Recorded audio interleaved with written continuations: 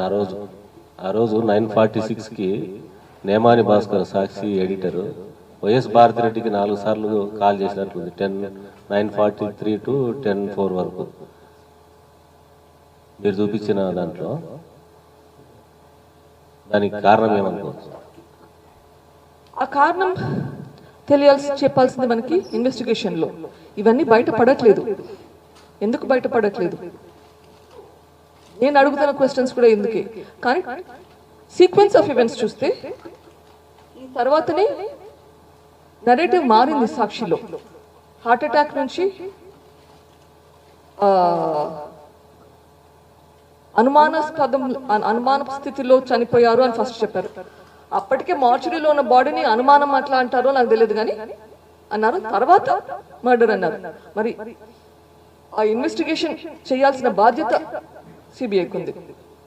ఇప్పుడు జగన్ రెడ్డి భారతీయులను ఇద్దరిని విచారించాల్సిన అవసరం ఉంది మేడం. ఎందుకు విచారించలేకున్నారు వీళ్ళు? అప్పుడే కేసు క్లోజ్.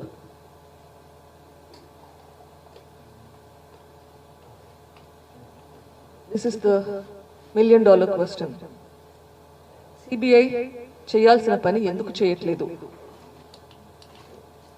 కొంతవరకు చేసి అక్కడ ఆపేసి అది కూడా తప్పులు పెట్టుకొని ఎందుకు ఇలా చేస్తుంది?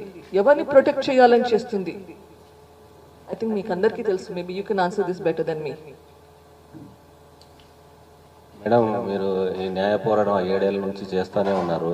కానీ మీరు లేవనెత్తినటువంటి అనేక అంశాలని సిబిఐ కూడా దర్యాప్తులో ముందుకెళ్ళట్లేదు. ఇప్పుడు ఇటీవలే నాంపల్లి సిబిఐ కోర్టులో కూడా 3rd ఛార్జ్ షీట్ కూడా దాఖలు చేసింది. ఈ కేసు క్లోజ్ అయింది, ఎవరు కూడా నిందితులు లేరని కూడా కరాఖండిగా చెప్పింది. దీనిపైన మీరు ఏమంటారు?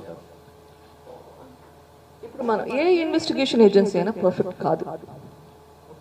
ఇప్పుడు చూస్తే మన స్టేట్ కానీ కంట్రీ కానీ కొన్ని ఎగ్జాంపుల్స్ కూడా ఉన్నాయి మనకి.